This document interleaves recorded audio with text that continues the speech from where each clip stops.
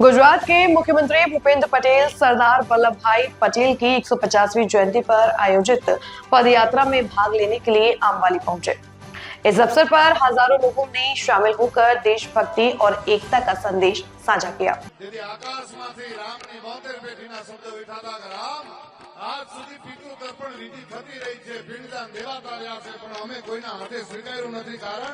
કારણ કે મને ખબર હતી કે અમારા કુળમાં રામ જેવો દીકરો આવવાનો છે, એટલે સ્વીકાર્યું નથી।